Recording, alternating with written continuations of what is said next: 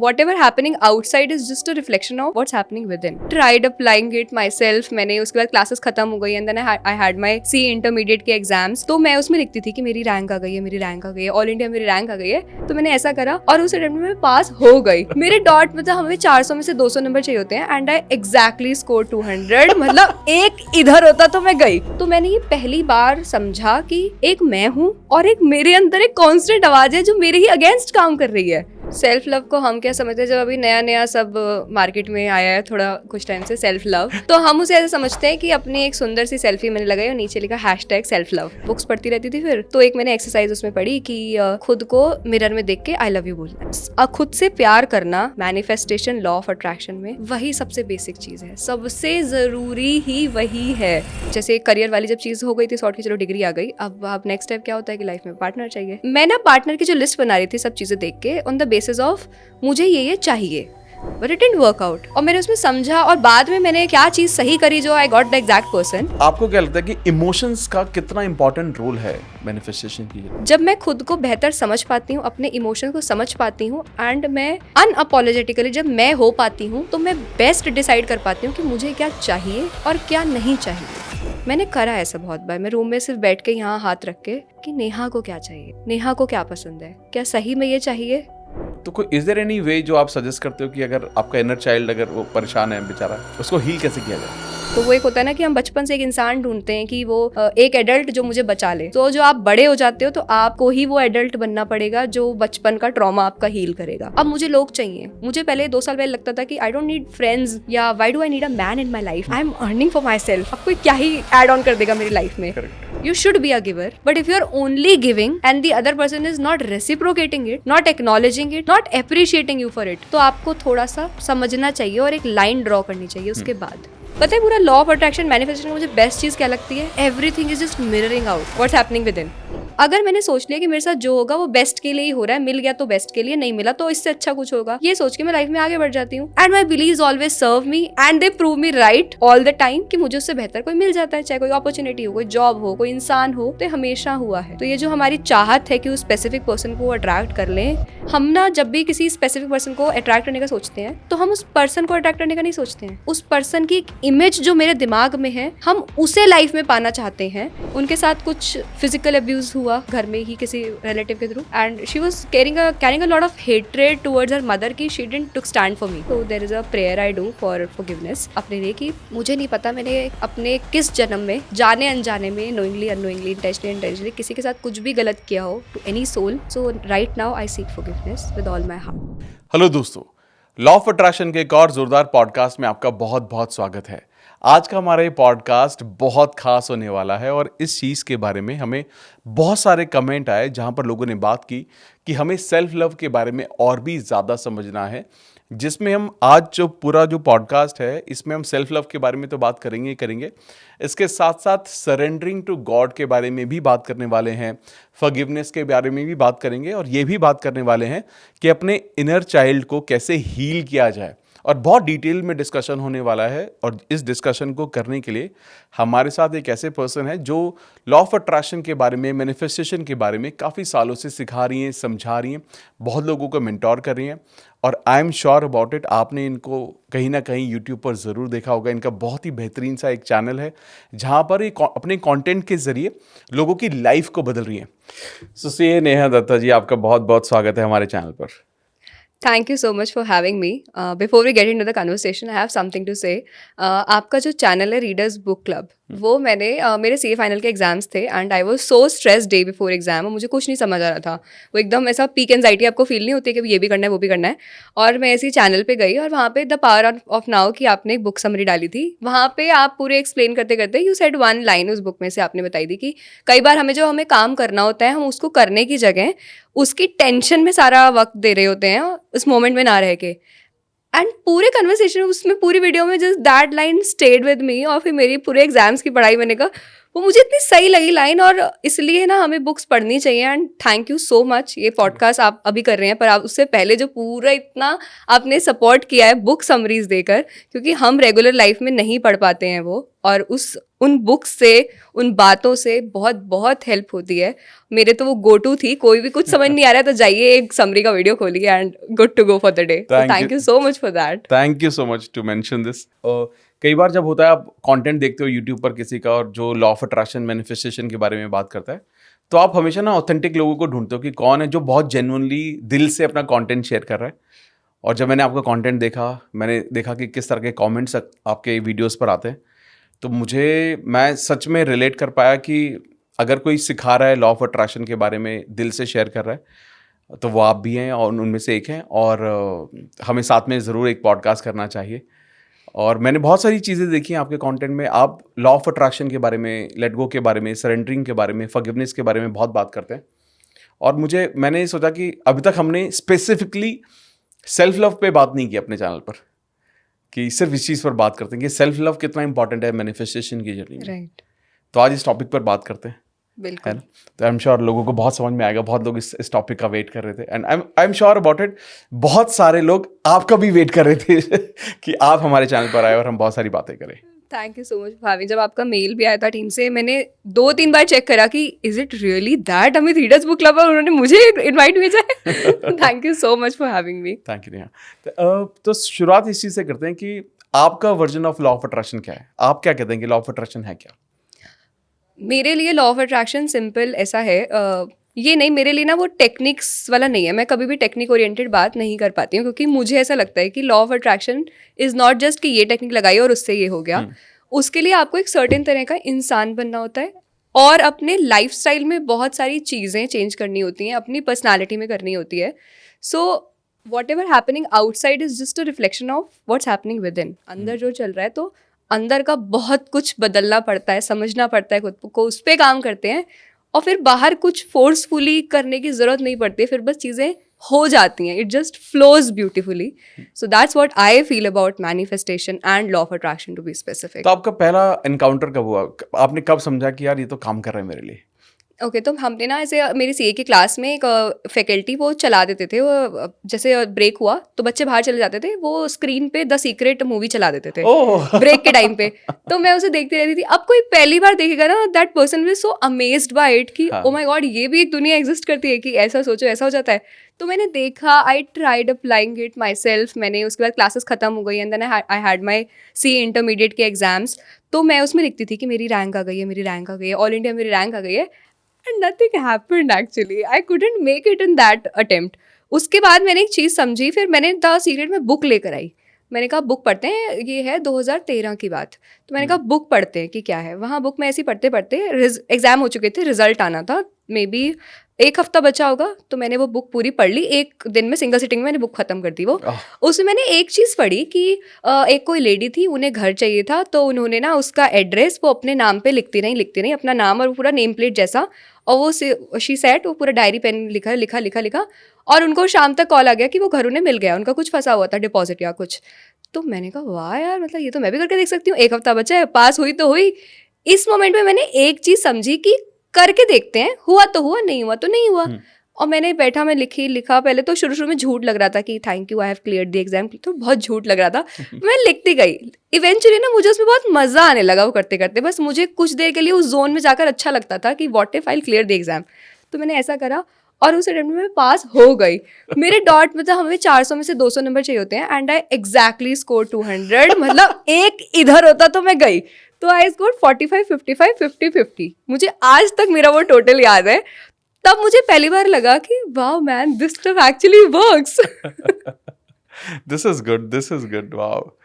तो जब आप आज मैनिफेस्टेशन के बारे में आप सिखा भी रहे हो बहुत सारे लोगों को, तो आपको क्या लगता है कि किस तरह के सवाल सबसे ज़्यादा आपके पास आते हैं आज के वक्त में? मेरे पास ये आता है कि दीदी, people call me, my student call मी दीदी से एड्रेस करते हैं। तो दीदी हमने भी एफर्मेशंस लगाई, मेरे लिए तो काम नहीं करी, या फिर मैं तो जो सोचती हूँ उसका उल्टा हो जाता है, तो मेरे साथ ये सब काम क्यों नहीं कर रहा है, और मैंने भी विजन बोर्ड बनाया था, मेरे लिए काम क्यों नहीं करा। तो उसके लिए जैसे मैंने शुरू में कहा, हमें ये लगता है कि बस it's just one technique away पर टेक्निक कोई भी लगाना या कोई सिर्फ कह देना कि मैंने भी एफर्मेशन करी थी, ये बहुत सरफेस लेवल की बात है। मैंने क्या समझा जब मैं लगा रही थी, अप्लाई कर रही थी पहली बार में, why it didn't work for me, क्योंकि मैं लिख रही हूँ कि मेरी ऑल इंडिया रैंक आ गई है, बट अंदर अंदर आई नो कि बिल्कुल झूठ चीज है, क्योंकि मैंने एकदम ही कुछ क्रेजी मांगा है, पास होना नहीं, बिल्कुल ऑल इंडिया की रैंक मांगी है। तो ये चीज मुझे लगता है कि मेरे पास सवाल इस तरह का होता है कि मैंने भी ये करा, मेरे लिए काम क्यों नहीं करा। तो शायद हम इसको और डीपर लेवल पे समझें instead of just surface level का नॉलेज लेकर अप्लाई करने से। तो आपका मतलब क्या है इसमें, डीपर लेवल का आपका मतलब इसमें और क्या है? डीपर लेवल का मेरा ये मतलब है, जैसे मुझे थोड़ा थोड़ा आइडिया 2013 से है इसके बारे में, एंड इट्स 2025 नाउ, कितने साल हो गए हैं। उसमें मैंने बहुत चीज़ें लगाई, समझा। तो मैंने 2019 से, टू बी स्पेसिफिक, एक जर्नी स्टार्ट करी खुद को बेटर समझने की।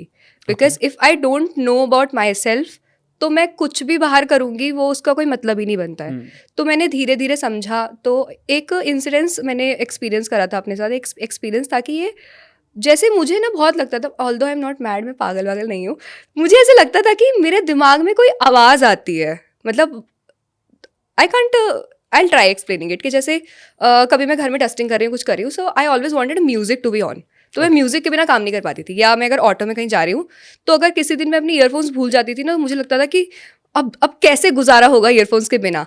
या मैं रात को बेड पे लेटी हूँ, तो वो मेरे लिए बहुत ही खौफनाक पल होते थे कि जब तक मुझे नींद नहीं आ रही है, उस बीच में अब मैं क्या करूं। अब मेरे दिमाग में कुछ चल रहा है, और वो बहुत तेजी से चल रहा है, और मैं उसे नहीं रोक पा रही हूँ। या मैं कुछ नया अटेम्प्ट करने जा रही हूँ, तो there is a constant voice within कि अरे नहीं हो पाएगा, नहीं हो पाएगा। तो मैं ये समझ पा रही थी कि मेरे अंदर एक आवाज़ चलती है। तो मैंने ये पहली बार समझा कि एक मैं हूँ और एक मेरे अंदर एक कांस्टेंट आवाज़ है जो मेरे ही अगेंस्ट काम कर रही है। तो सेल्फ लव तो बहुत बाद में आया। मैंने तब रियलाइज़ करा कि मैं थोड़ा सेल्फ हेट्रेड में जी रही हूँ, कि मैं कुछ काम कर रही हूँ तो उससे पहले ही अंदर से रिजेक्ट कर देना कि बाहर से तो मुझे कोई बाद में रिजेक्ट करेगा।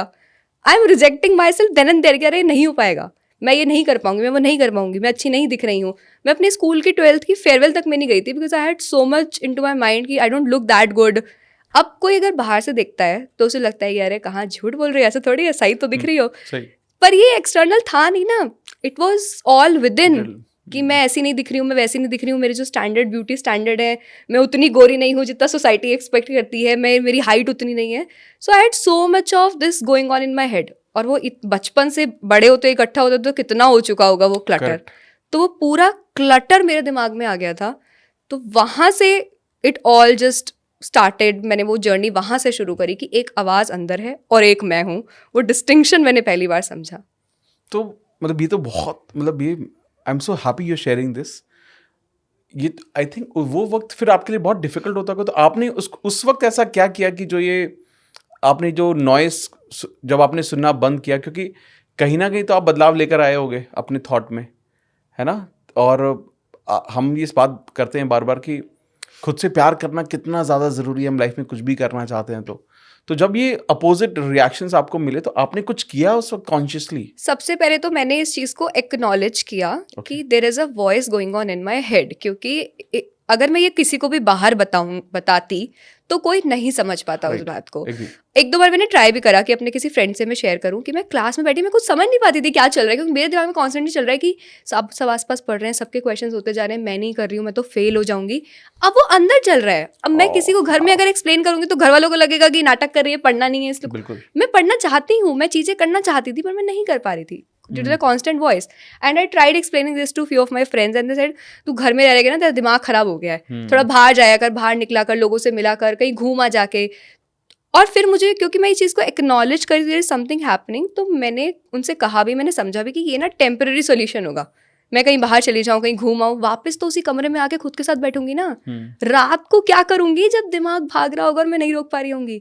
तो मैंने इस चीज़ को पहले समझा कि I am experiencing something different, जो ये शायद नहीं समझ पा रहे हैं।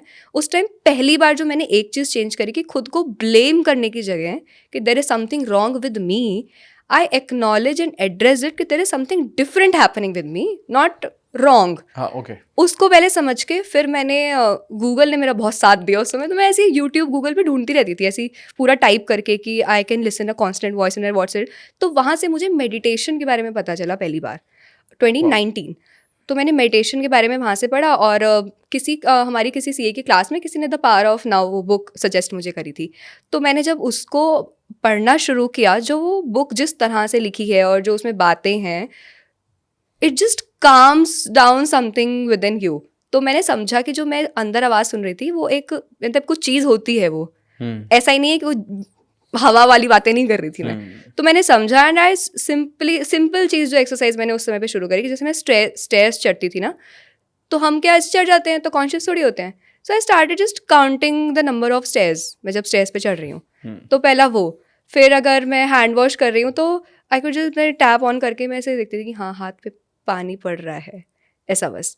क्या मैं खाना खा रही हूँ तो मैं फिर टीवी, पहले हम क्या करते हैं टीवी चला दिया, खाना खा रहे हैं, तो मैं सोचा खाना खा रहे तो सिर्फ खाना खा रहे हैं, मतलब एक बाइट मैंने लिया, हाउ इट जस्ट एट। तो मैंने धीरे धीरे मुझे पता चला कि ये माइंडफुल लिविंग होता है। तो ये मैंने जब थोड़ा थोड़ा शुरू करा, और मैं तो फील करती थी जब मैं ऐसा कर रही हूँ तो अंदर कुछ जो भागा दौड़ी मची हुई थी ना वो थोड़ा सा शांत हुआ, तो मैं थोड़ी सी स्लो डाउन हुई।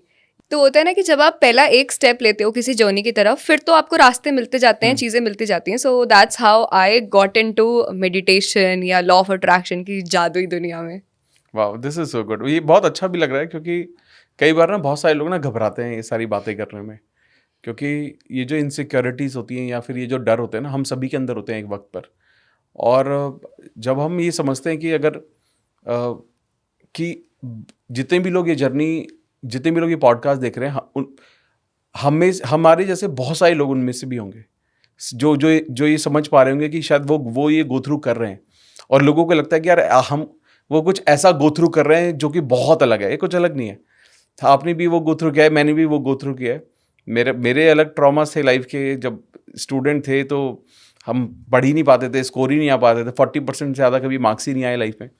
तो वो जो डर भी थे, और वो बट वो है कि शायद हमें सही वक्त पर कुछ ऐसी चीज़ें मिली जिसको हमने अडॉप्ट करके हम आगे बढ़ते गए। भाई यहाँ पर ना एक वर्ड आपने भी यूज़ किया अभी, जिसके बारे में हमें बात भी करनी है, बहुत बात करेंगे उसके बारे में, सेल्फ लव। सेल्फ लव कितना इंपॉर्टेंट है, और पहले ये समझते हैं कि सेल्फ लव है क्या? सेल्फ लव को हम क्या समझते हैं, जब अभी नया नया सब मार्केट में आया है थोड़ा कुछ टाइम से सेल्फ लव, तो हम उसे ऐसे समझते हैं कि अपनी एक सुंदर सी सेल्फी मैंने लगाई और नीचे लिखा #सेल्फ लव। या अब थोड़ा इसको नॉर्मलाइज करने लगे हैं कि हम सोलो डेट पर जा रहे हैं, अकेले गए हैं हम, या सोलो ट्रैवल कर रहे हैं हम, so this is a self love. ये है सेल्फ लव, पर बहुत एक सतह लेवल का, सरफेस लेवल का सेल्फ लव है। इसके बहुत डीप में चीज़ें होती हैं जो मैंने अपने लिए समझी।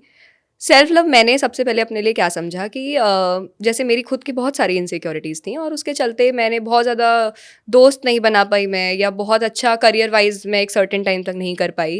या उसके बाद मेरी जो पसंद की चीज़ें भी हैं, जैसे मुझे बहुत पसंद था डांसिंग, पसंद था स्कूल में, you name it, extracurricular, and I was there on stage for everything school time पर फिर सीए में आ गई, फिर वो जब चीज़ें पीछे छूट गई, रह ही गया। फिर हम अलग भी पढ़ाई कर रहे हैं, इनसिक्योरिटी चल रही है, फियर चल रहे हैं, इस सब में मैं भूल गई कि मैं क्या थी पहले।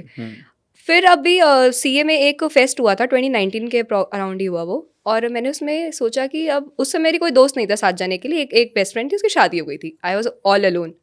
तो मैंने जब ये सब मैं चीज़ें कर रही थी, थोड़ा मेडिटेशन ये सब जब शुरू ही किया था, जो मैंने एक्सप्लेन करा पूरा पीछे, तब मुझे लगा कि मतलब अगर कोई नहीं जा पा रहा है मेरे साथ कहीं, और मुझे कोई चीज़ बहुत ही पसंद है, तो मैं अपने लिए इतना नहीं कर सकती कि मैं चली जाऊँ। So that was the first time ever I experienced that this is a gesture of self love.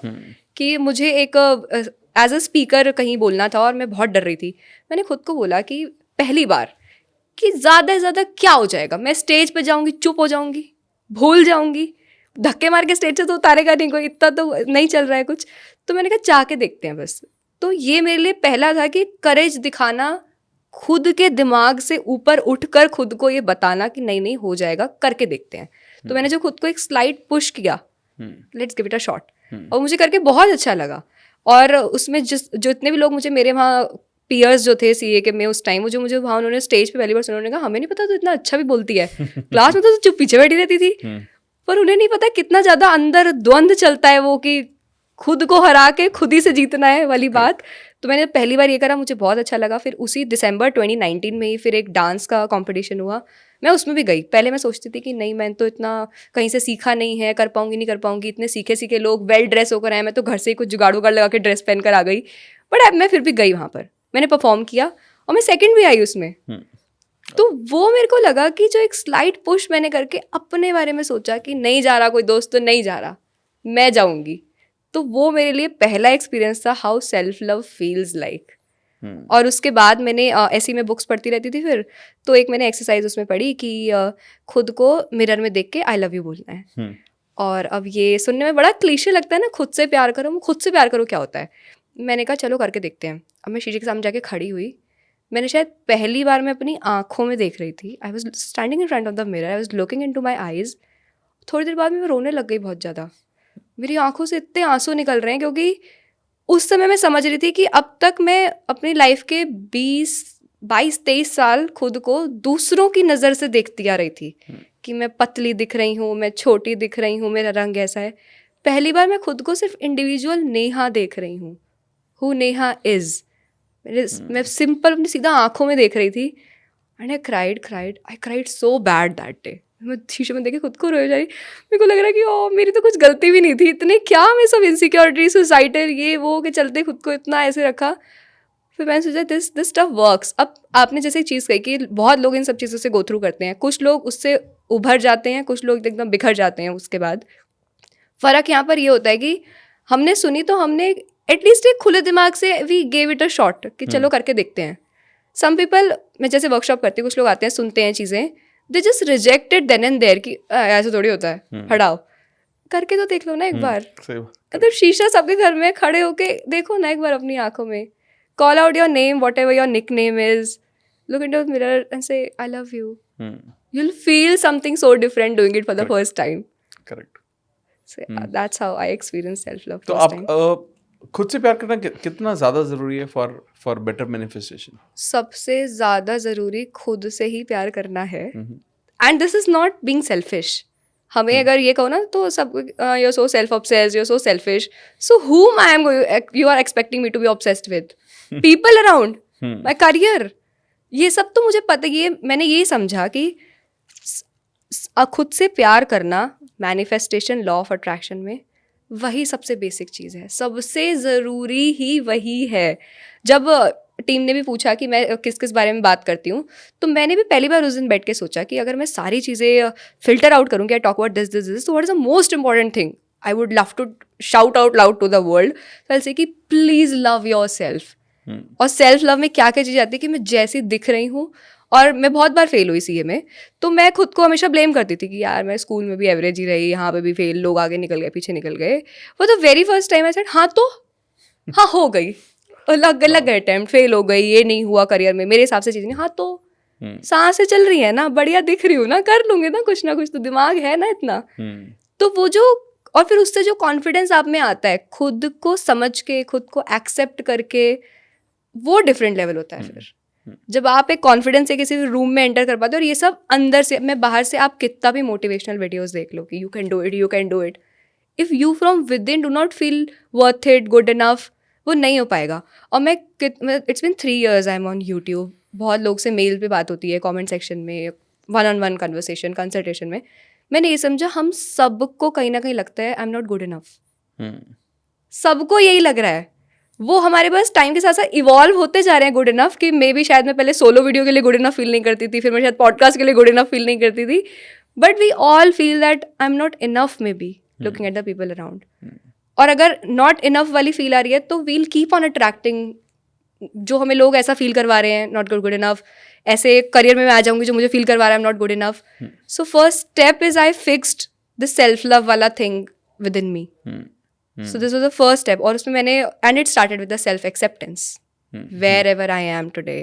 मैंने ये यहीं से शुरू किया। 2020 में जब कोविड आया, मैं तो बड़ी खुश, मैंने पूरा टाइम खुद को दिया। उसके बाद तो आई रेड मल्टीपल बुक्स और सब चीज़ें अप्लाई करके देखी लाइफ में। फिर मैं जो करती थी, जैसे जो स्कूल में लिखा करती थी, I resume that writing, I resume dancing. First आऊँगी नहीं आऊँगी, मैंने फिर उसकी परवाह छोड़ दी, मुझे मज़ा आ रहा है इसलिए करूँगी। तब से इट्स बीन 4-5 years नाउ, और मैंने बस ये लगाया कि मैं कुछ काम करी, मुझे मजा आ रहा है ना, ये मेरा पैरामीटर होता है अब। आई डोंट जज things with how much money I will be getting with it, मुझे मजा आया वो चीज़ करके, तो बस वर्थ इट है। अमेजिंग। तो जब हम खुद से प्यार करने की बात कर रहे हैं, जैसे जब भी हम बात करते हैं कि हमारा जो प्राइमरी फोकस रहता है, जब हम मैनिफेस्टेशन की बात कर रहे हैं, तो ये रहता है कि मुझे क्या सब चाहिए, जहाँ पर ज़्यादातर फोकस इस बात पर जाता है कि मेरे पास क्या सब नहीं है। यानी कि लोग sometime people miss out on gratitude, basically what we already have, जिसकी वजह से भी मैनिफेस्टेशन में इशू आता है। तो आपको लगता है कि जो ये ग्रैटिट्यूड जो है, ये सेल्फ लव से बहुत ज़्यादा कनेक्टेड है? आई टेल यू हाउ मैंने कैसे एक्सपीरियंस करी ये चीज़। जैसे करियर वाली जब चीज़ हो गई थी सॉर्ट की, चलो डिग्री आ गई, अब नेक्स्ट स्टेप क्या होता है कि लाइफ में पार्टनर चाहिए। तो मैं ना पार्टनर की जो लिस्ट बना रही थी सब चीज़ें देख के, ऑन द बेसिस ऑफ मुझे ये चाहिए। जैसे मुझे लगता था कि मैं बहुत क्रिएटिव हेड हूँ, तो एट द सेम टाइम कि मैं बिजनेस माइंडेड नहीं हूँ, और मुझे ऐसा दिमाग लगाना कि हम ऐसे भी कर सकते हैं ऐसे, तो मुझे नहीं पता। मेरे को मजा आता है कैमरे के आगे बैठ गए, बोल लिया, बातें कर ली, अपने मन की बात कर दी, डन। तो मैंने ऐसा सोचा कि तो इसका मतलब मैं ऐसी हूँ, तो इसका मतलब मुझे अब कोई ऐसा इंसान चाहिए जो ये सब चीज़ें फुलफिल करे लाइफ में।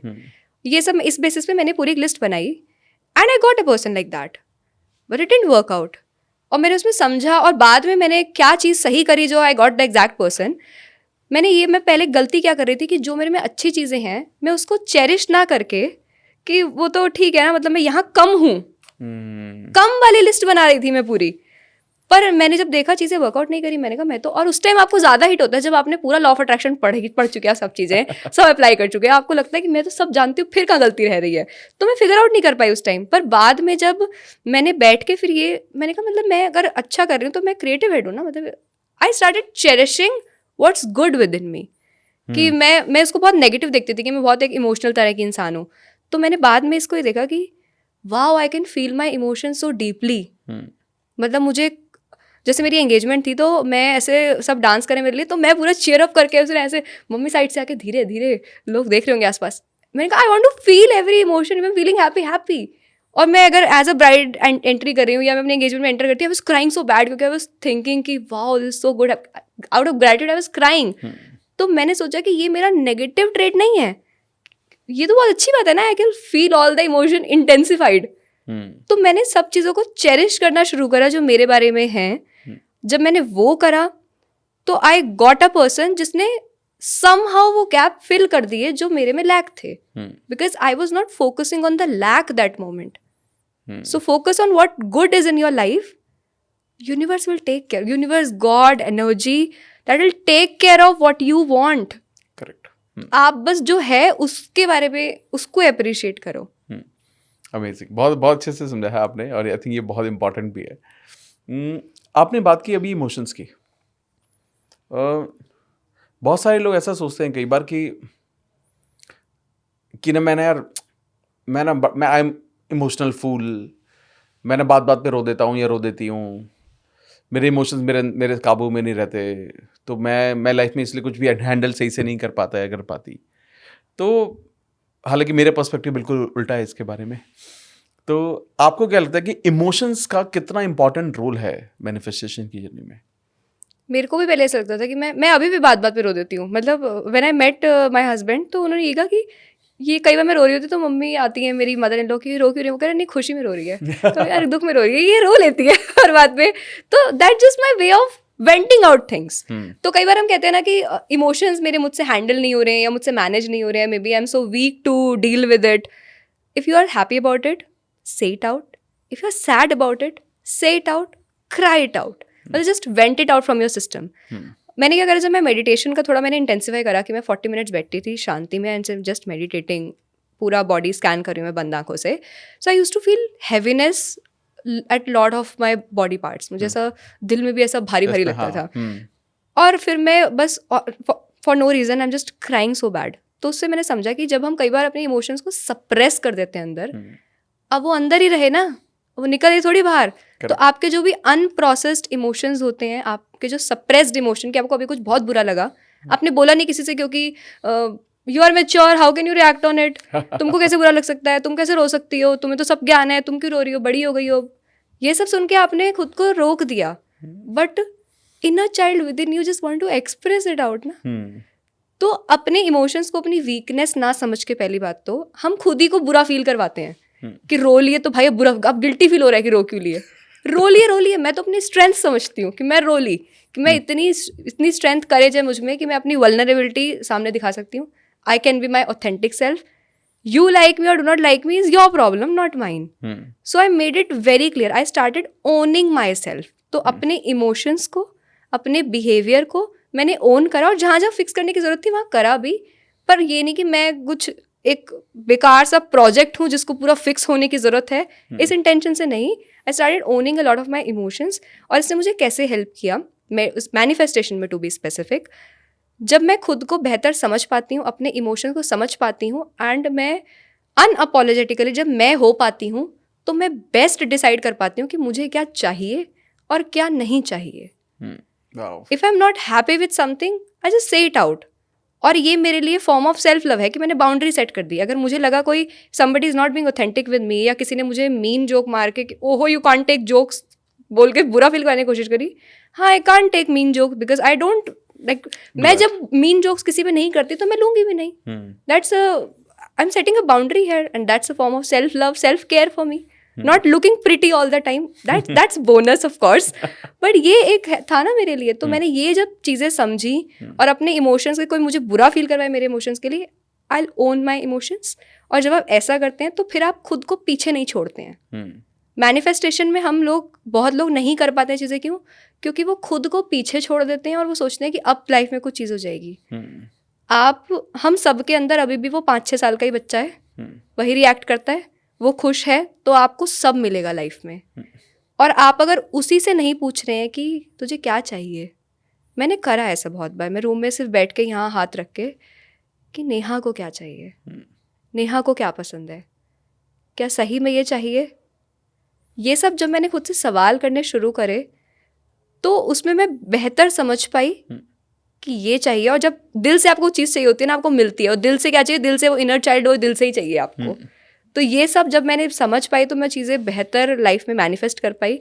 अब तक as on date by God's grace जो जो चीज़ें मैंने सोची हुई थी, लिखी हुई थी, वो हो गई. बस कल भी मेरे हस्बैंड कुछ मेरे बिजनेस टाइप से कुछ मुझे सजेशंस दे रहे थे, और वो बहुत ही अच्छे से दे रहे थे. और मैंने देख रही, मैं समझ रही कि I never told you this that I want all this from you, it just happening. तो जब आप मांगना बंद करते हैं तो मिलना शुरू हो जाता है. आप सिर्फ खुद से प्यार करिए, खुद को ओन करिए, फिर सब मिलेगा, सब होगा फिर. Amazing amazing amazing. लेकिन कई बार आपको क्या ये ऐसा महसूस होता है कि जैसे आपने बहुत अच्छी बात बोली कि हम सब के अंदर एक बच्चा है, लेकिन अगर वो बच्चा हर्ट है, यानी कि बचपन में कुछ भी उसके साथ हुआ, कोई मेंटल ट्रॉमा है, कोई अब्यूज़ है, तो लोग उसे बहुत दिन तक कैरी करते हैं, जिसकी वजह से वो खुद से प्यार कभी नहीं कर पाते, कितने अच्छे होने के बावजूद भी. क्योंकि कहीं ना कहीं उनको डीप डाउन एक फीलिंग होती है कि उनके साथ कुछ ऐसा हुआ जो उन्हें कैरी फॉरवर्ड नहीं कर पा रहे हैं. कहीं पर भी बहुत सारे इंसिडेंट हो सकते हैं हमारी लाइफ में. तो कोई इज देयर एनी वे जो आप सजेस्ट करते हो कि अगर आपका इनर चाइल्ड अगर वो परेशान है बेचारा, उसको हील कैसे किया जाए? ओके, तो ये क्या होता है ना, हमें ये बचपन में हमारे पेरेंट्स से कई बार आता है, पास ऑन होता है कि my parents didn't love me the way I wanted to be loved. और इसको मैंने कैसे हील किया, मतलब मैं खुद भी, मुझे लगता था कि कहीं ना कहीं I am carrying a lot of disappointment कि आपने ये नहीं करा. छोटी सी बात है कि मेरे पेरेंट्स नहीं लाते थे 12 बजे मेरे लिए केक, मेरे लिए कोई सरप्राइज बर्थडे पार्टी नहीं हुई कभी, और कोई ऐसा क्रेजी मैंने कभी गैजेट्स मुझे नहीं मिले. और बहुत मुझे हर चीज़, पढ़ाई के अलावा अगर किसी भी चीज़, कोई भी चीज़ आपको चाहिए तो आपको बहुत झिक करके लेनी पड़ेगी. तो मैं सबके लिए अपने पेरेंट्स को बहुत जज करती थी पहले तो, और ये बड़े होने तक चला, मतलब 3-4 साल पहले तक मान लो ये चल रहा था. तो मेरे को ऐसा बहुत लगता था. फिर जब मैंने इस सब पे काम करना, जैसे खुद की जर्नी जब शुरू करी, तो मैंने समझा कि मेरे पेरेंट्स भी ह्यूमन बींग्स हैं. तो मैंने पहली बार उन्हें ना, क्योंकि कोई सिखाता नहीं है हमें कि ये सब क्यों हम नहीं भूल पाते हैं कि मेरे पेरेंट्स क्यों नहीं समझ पाए, वो भगवान नहीं है. आप नहीं बोलोगे तो वो नहीं समझ पाएंगे, और शायद उनको भी नहीं पता है. मैंने फिर ये सब में ना एक कॉन्सेप्ट सुना लव लैंग्वेज का. तो कि हमें लगता है कि मुझे ट्रॉमा क्यों हुआ, क्योंकि I wanted to be loved in a certain way and my parents couldn't give that to me. तो मेरी लव लैंग्वेज मैंने जब समझी, लव लैंग्वेज का कुछ कॉन्सेप्ट होता है, जैसे किसी की हो सकती है फिजिकल टच हो सकता है, किसी की हो सकती है उन्हें वर्ड्स ऑफ एप्रिसिएशन सुन के मज़ा आ जाता है, या किसी को गिफ्ट चाहिए, कुछ चीज़ें चाहिए. तो जब मैंने ये समझा, और फिर मैंने समझा कि मेरी थी वर्ड्स ऑफ एप्रिसिएशन, मुझे तारीफ चाहिए. और मेरे पेरेंट्स को ऐसा लगता था कि बच्चे की ज़्यादा तारीफ कर देंगे तो सर पे चढ़ जाएगा और आगे कुछ करेगा नहीं। तो वो हमेशा बताते रहे कि कहाँ कमी है।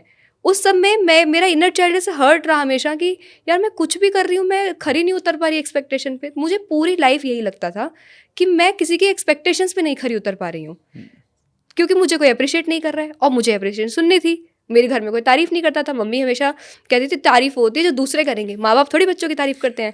वो ये समझ नहीं रहे थे कि मुझे सुननी है तारीफ, तो मैं कुछ भी कर रही हूँ तो नहीं हो पा रहा तारीफ। फिर मैंने पहले ये समझा कि दूसरे नहीं दे रहे हैं तो अब I'll do my self parenting. I'll love myself the way I wanted to be loved. तो वो एक होता है ना कि हम बचपन से एक इंसान ढूंढते हैं कि वो एक एडल्ट जो मुझे बचा ले। तो जो आप बड़े हो जाते हो तो आपको ही वो एडल्ट बनना पड़ेगा जो बचपन का ट्रॉमा आपका हील करेगा।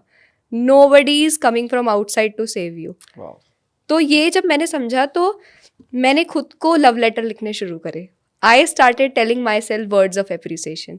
और मुझे अच्छा लगता था कोई मेरा हाथ ऐसे पकड़ के या मेरे शोल्डर पे ऐसे करके तारीफ करे मेरी, तो मैंने खुद के साथ करना शुरू करा। तो मैं ऐसे अपने हाथ पे हाथ रखे कि यू आर डूइंग वंडरफुल। नहीं, हाँ, I just love the way you talk, the way you express, the way you do not be scared to be vulnerable. I just love about it you. तो मुझे अच्छा लगा बहुत। मतलब मैं कई बार तो अपना लव लेटर लिख के रो रही हूँ कि वाह मैं कितनी अच्छी हूँ। So sometimes, and it's not self-obsession and being selfish. It's just healing a part of you जो वो चाहता था कि उसके साथ वो चीज़ें हों। तो मैंने पहला वो चीज़ करी। दूसरा, I started doing the things for people in my family जो मैं चाहती थी मेरे लिए कोई करे। तो मेरे को चाहिए था कि अगर मेरे लिए कोई 12 बजे केक लेकर आए, और एक बार मैंने अपने पेरेंट्स से ऐसी बात करी तो मैंने समझा कि उनको पता ही नहीं है कि मुझे ये चाहिए। उन्हें पता ही नहीं था कि ये सब भी करना होता है। उन्हें तो लगा कि वो मेरी एजुकेशन बढ़िया करवाएंगे, मुझे इंडिपेंडेंट बनाएंगे, तो दैट्स इनफ। सो मैंने ये समझा कि they are also human being, it's not their fault. और उन्होंने कुछ जानबूझ के नहीं किया है, उन्हें नहीं पता था। तो मेरा एक पार्ट हील होता है, मैं जब भी किसी के लिए अब कुछ करती हूँ तो मैं दूसरों के लिए अब सरप्राइज प्लान कर देती हूँ, या मैं किसी को कुछ चीज़ें दिलवा देती हूँ।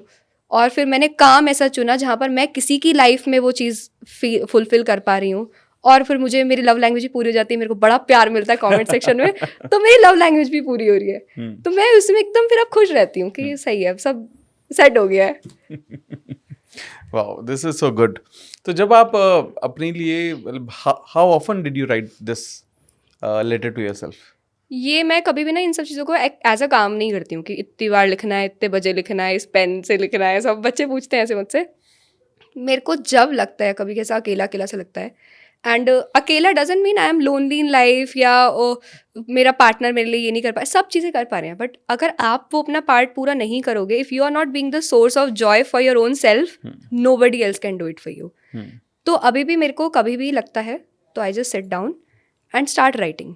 I just right everything out. अभी 4 दिन पहले भी मैं लिख रही थी कि मैं क्लूलेस हूँ, मुझे नहीं पता करियर में क्या करना है। अब बाहर से कोई चैनल पे देख के सोचेगा कि भाई इसकी लाइफ क्या सेट चल रही होगी। तो I just keep on talking to myself a lot. और जब भी मुझे मन करता है, कभी मेरा ज़्यादा कुछ, मैं 2 घंटे मेरा मन कर रहा है कि अब आज अपने साथ बैठेंगे, तो अपने साथ बैठे हैं, तब लिख लिया। So any time in whatever language you want to, कोई बाहर से सीखने की ज़रूरत नहीं है, अपनी भाषा में लिख लो, जो भी भाषा आती है उसमें लिख लो।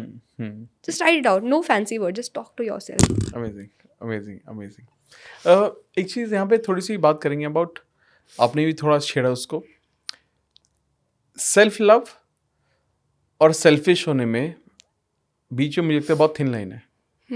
तो कई बार जब हम बहुत सारा सेल्फ लव के बारे में बात करते हैं तो लोग ना उसको सही से इंटरप्रेट करने की बजाय वो सेल्फिश हो जाते हैं। तो आपको क्या लगता है, लोग कॉमन गलतियाँ क्या करते हैं सेल्फिश, जब वो सेल्फिश होते हैं? आप अपने बारे में सोच रहे हो, अपनी तारीफ कर रहे हो, बहुत अच्छी बात है, दैट्स सेल्फ लव। पर आप दूसरे को नीचा दिखा रहे हो खुद को ऊपर उठाने के लिए, you know I am so good in it, you are not. ये आप अपना ईगो सेटिस्फाई करो, this is not self love. You are being selfish and doing mean things to others, तो वो नहीं करना है। आप जेन्युइनली कहीं बाहर नहीं जा सकते थे, तो आपने अपने दोस्त से कहा कि देखो मेरी बहुत सारी पढ़ाई बची हुई है, अभी अगर गया ना तो मेरा ये पेंडिंग हो जाएगा और मेरा फिर मोमेंटम नहीं बन पाएगा दोबारा से पढ़ने का। So that's a form of self love, you are setting a boundary there. पर आप कर सकते थे, अगर टाइम भी था, आप वेले बैठ के फोन स्क्रॉल कर रहे हो, आप टाइम पर नहीं, उसकी मदद नहीं करूँगा क्योंकि मैंने वीडियो में देख लिया कि किसी और की मदद नहीं करनी है। That is mean. तो अपने से ऑनेस्ट रहना और ये समझना कि जब तक मैं अपने लिए खुद को खुश करने के लिए चीज़ करी हूँ अच्छा है, पर उसमें कोई और हर्ट नहीं होना चाहिए। मैं किसी और के साथ कुछ मीन नहीं कर रही हूँ, वहाँ तक का ध्यान रखना। क्योंकि कई बार ऐसा मेरे को कमेंट सेक्शन में भी आता है, कई बार लोग सवाल भी पूछते हैं जब हम बात करते हैं कि खुद से प्यार करना है, तो फिर लोग अपनी पूरी फैमिली को इग्नोर करते हैं, सब कुछ छोड़, मतलब वो थॉट आया था कि वो जो आएगा वो करेंगे, अपने आप करेंगे, अब से मैं I am not responsible, I need to focus on loving my own self. तो आई थिंक ये भी एक, आई थिंक ये डू यू कम पता है अक्रॉस इसमें दिस? एक पैराडॉक्स इसमें एक ये है कि जब आप सेल्फलेस हो जाते हो तो आप ज्यादा प्यार कर पाते हो लोगों से।